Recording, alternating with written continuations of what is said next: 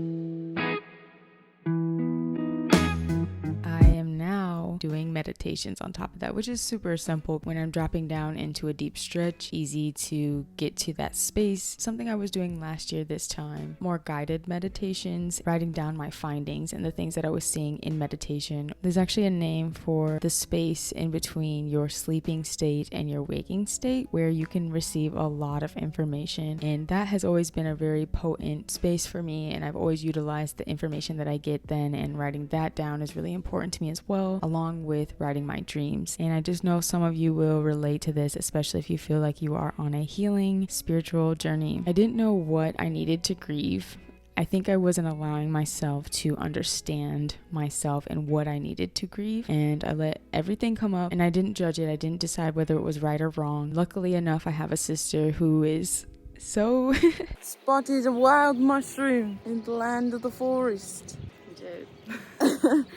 I'm gonna get emotional.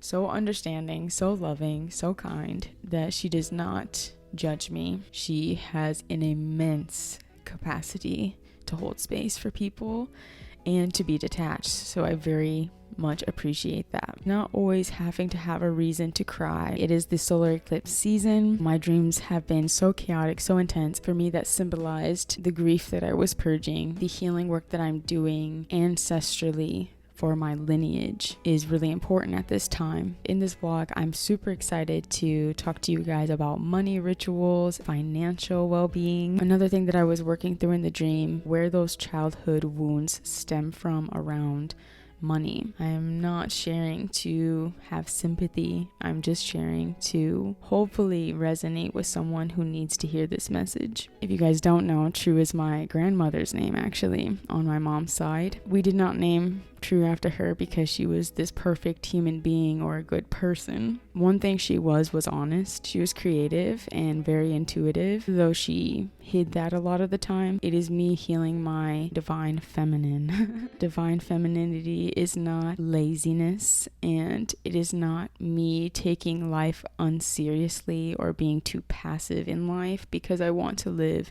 an intuitive life, because I want to live in flow. A lot of people project onto the spiritual journey, especially when there's religion involved or certain concepts that we are programmed to believe throughout life. Spirituality is literally just having a deep connection with your truest self, your cosmic self, balancing that with divine masculinity. And obviously we are not going to be perfect. True was not perfect. To believe that adulting meant suppressing suppressing your feelings, suppressing what you want, suppressing and making sacrifice. Have a higher self-perception, have high value, to live beyond convention. Definitely want to get into some beauty rituals here, so make sure you like, comment, subscribe, join the family. We're going to get into all of it. I've been thumbing through this book, the Book of Blessings and Rituals, magical invocations for healing, setting energy, and creating sacred space. It came to me in a meditation to share my knowledge with healing practice. May specifically is associated with prosperity. The number 5 is a number of completion and wealth. Ritual during the season of May can increase your financial health, invites more growth and harvest for seasons to come. I will go ahead and read this invocation for prosperity and ease. So if you're open to receiving, continue watching. I envision a life of prosperity, a life in which my energies, my creations, and my experiences flow easily and freely to me. I allow my heart to be open and inspiration to pour through, shining light upon channels of abundance, ready to support me beyond my dreams. I recognize that I am, like all of nature, an abundant being overflowing with beauty, possibility, and infinite wisdom. Thank you, Great Spirit, for the many gifts you have bestowed upon me this lifetime. Help me to use them well in service of all, and bless me so that I can do my soul's work in a state of ease and grace. I am a being of light, child of the divine, and prosperity is not merely my desire, it is my absolute birthright. I claim my prosperity now, and it is done. Amen. Aho. Ashe. And so it is.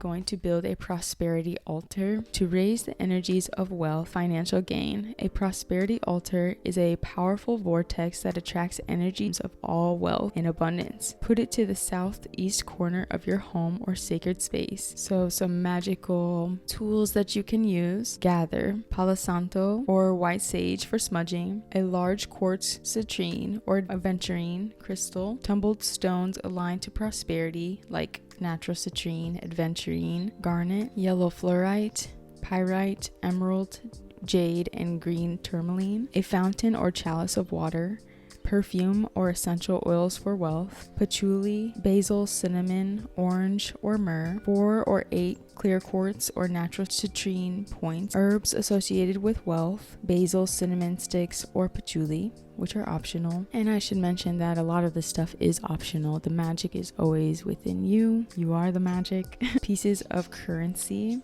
a statue of a deity associated with wealth, optional. A green or gold candle. A double terminated quartz wand. To begin, smudge your space and offer a prayer for prosperity. Focus on what you seek as specifically as you can as you set your intention.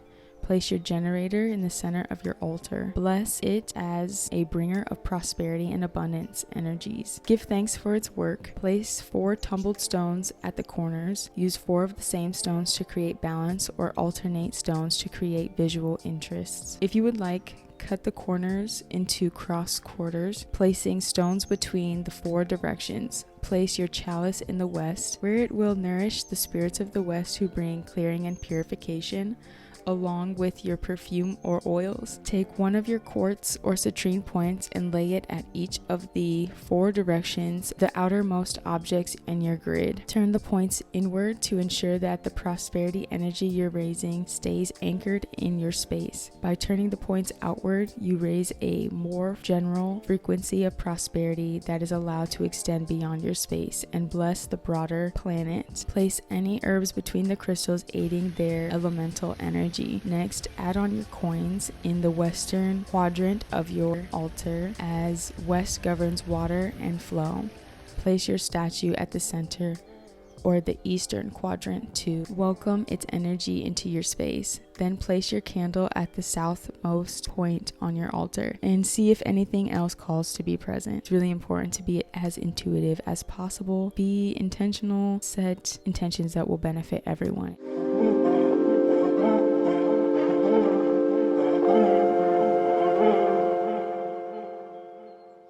You are ready to charge your altar. Light your candle, calling in the elemental guardians of the south.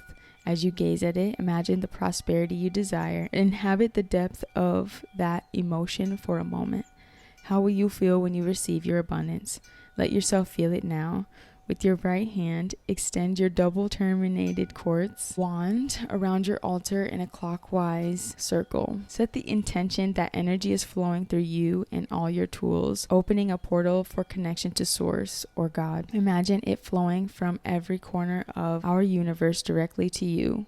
Your hand will likely become warm as you bring your wand back to its starting point, closing the circle and sealing the blessings. Bow your head and bring your hand to a prayer position.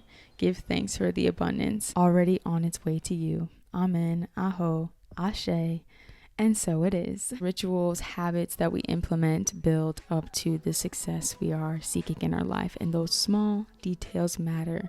And I feel like the divine feminine knows this. So seek out that divine feminine within you, saying your prayers, your blessings, doing your meditations, tapping in with your lovely, beautiful body that carries you through your life. There is nothing too good for you. Your true, authentic self knows that. So tap in with her or him or them to remind yourself that there is nothing too good for you. Attract and call it in. I'm gonna get up because my foot is falling asleep. I hope you guys are having a lovely day, night, evening whenever you're watching this, and stay true, stay blessed, stay prayed up, and call in that money. Get to your bag, your spiritual and financial wellness. I'll see you next video. Let me make you my lady, girl, you amaze me. Ain't gotta do nothing crazy. See, all I want you to do is be my love. So don't give away my love. So don't